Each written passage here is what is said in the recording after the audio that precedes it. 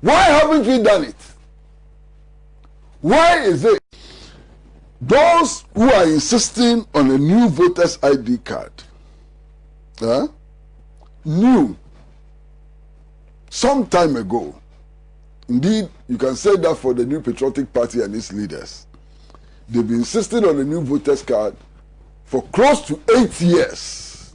Okay? For close to 8 years. So if you knew that we were going to do a new voters register, why did you spend substantial amounts of money to correct that register or to improve it, only to throw it away? Because we have been doing limited registration exercises. The purpose of a limited registration exercise is to improve the register. Is to make sure that those who attain the age of 18 can vote and so on. So we spend money to improve the register, only to throw it away. Where is the common sense? Common sense, where is it? Common sense too we don't have. Hey, common sense too we don't have. If you answer, correct. Common sense too, my brother, we don't have. We prepared a register, spend money on a register, only to throw that register away. You understand?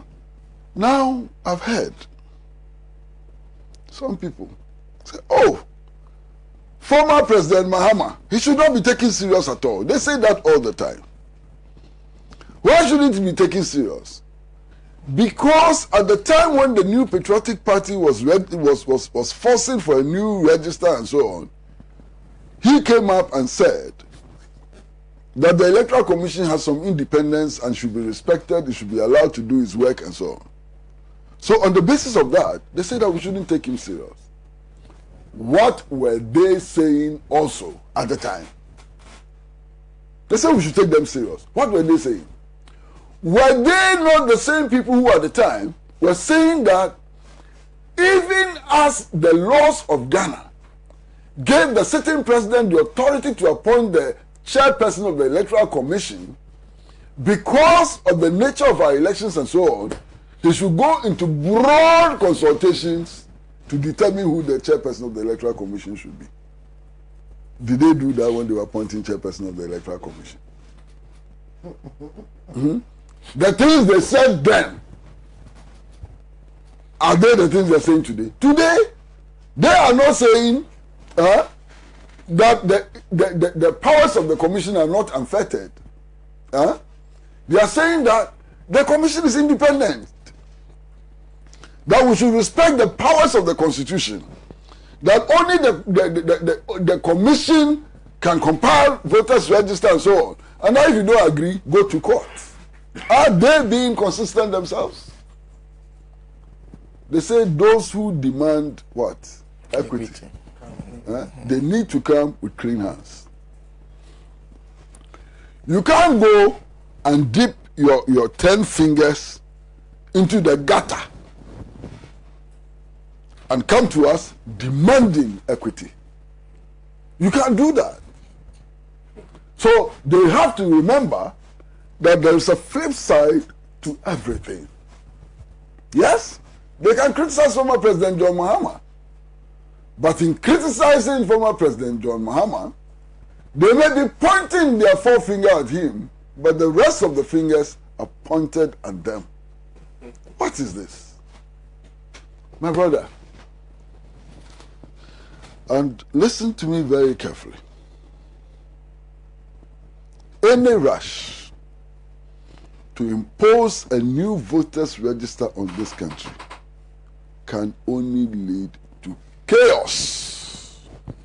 Significant chaos. And they must watch it. Look, we need to build consensus on this matter. You understand? I don't want to see this as an NPP versus NDC matter. The rights of citizens is not an NDC-NPP matter. It goes beyond NDC, goes beyond NPP. The right to vote is not an NPP-NDC matter. It goes beyond that. But you know, given the level of polarization in our country and so on, there's the need for us to achieve consensus. I am certain in my mind that the Electoral Commission as currently composed is incapable of leading us to that consensus. Why? Because you have commissioners who actually sit on radio and declare to the world that some of the political parties who are going to contest elections that they are going to referee are dangerous to the maintenance of the democratic dispensation we have. So if commissioners, if members of the Electoral Commission believe that some of the contestants in the next elections are a danger to democracy, why would they not survey them? And when they say this publicly, how can anybody have confidence in them? So they've lost the little capacity that they had in order to engineer a national consensus. And that is part of the crisis we are facing today. You understand? It's part of a huge crisis that we are facing today. Now, my brother, some things don't make sense. And if they don't make sense, they simply don't make sense. No matter what you do, they will not make sense. You want to bring political parties together in order to achieve a consensus. And the Electoral Commission decided to divide the political parties. Bring some now, bring some later. What kind of meeting is that to achieve consensus? And then, the reason we are giving is that the Electoral Commission does not have a room big enough to accommodate representatives of all the political parties. Who says that all meetings of the Electoral Commission must be held in Northridge? Is that Northridge or Ridge? The Ridge offices of the Electoral Commission. What offense would have been committed if that meeting had been held in the Accra Conference Center? Or if that meeting would have been held at the National Theatre, would any offense have been committed? So some of the things, they simply don't make sense. They simply don't make sense. And we are told this. And we are supposed to believe it and work with it and so on. The Electoral Commission comes to us and says, hey, we are going to comply with all the restrictions. We have decided that when it comes to registration of voters, there shouldn't be more than 25 people at the registration point. Massa, check. There are more than 20 political parties in this country today. Okay? And if every political party is to have just one representative at the registration center, there will be no registration because the political parties alone will take up all the space. There will be no registration. But we are not just going to have political parties. We are going to have EC officials. We are going to have election observers. We are going to have security people and so on. So if the political parties alone are more than the 25, the representatives are more than the 25, how can you have a registration? But they tell us this and they want us to believe. Now I want to ask one more question. The EC has decided that we shouldn't have more than 25 people at a time. Okay. How is the EC going to ensure that? People will be given numbers in their home. So you know you are number 20. And number 20 you are supposed to be there at this time and then you go. Or what? In any case, when the first 25 have entered the registration point, where would the others be? Where would the others be? The 25 have entered there, the place is full up. The excess, more than 25, where would they be? Would they be in my house? Where would they be? Common sense. Would they gather somewhere?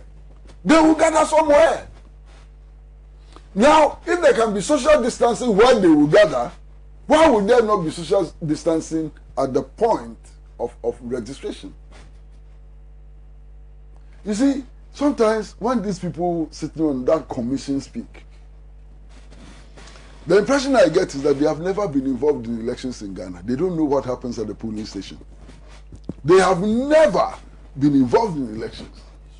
Because anybody who has been involved in elections, who has trained election observers before, who has been at the polling station from morning till evening observing things, would not come up with these useless regulations that they've come up with. Those regulations simply don't make any sense at all. Master, there is no sense in the regulations that they have put forward. They have no experience with actual voting at all. And then, I'm hearing some stories which frighten me. Some stories which appear to confirm the fears of Bernard Bonner. Look, all of this Ketu South thing and so on, what is that meant to do? Ketu South people, they are not Ghanaians. What is this? Ketu South, they are not Ghanaians. Why? Why Ketu South? Why Ketu South? Somebody should come and explain to me why Ketu South. You know, this ethnic bigotry can lead this country to doom. As we are speaking here, you already have a thriving secessionist movement in the Volta region. I don't support secession. I am completely opposed to secession. But go and read the justifications for the secession. What are they saying? That they are marginalized. That we don't consider them Ghanaians. We always claim that they are Togolese. It is in some of their manuals and so on. You understand? And then we are going to have an election, and the most sensible thing you can do is to claim that Togolese, Voltarians, some Voltarians are Togolese, who infiltrate your country to vote for you, to vote for parties of their choice and so on. Are you sensible? Are you trying to prevent chaos? I mean, I can't believe it. Are you sensible? So you create a huge suspicion about people coming from a particular region. What are you trying to do? To divide our country? To fuel the secessionist movement and so on?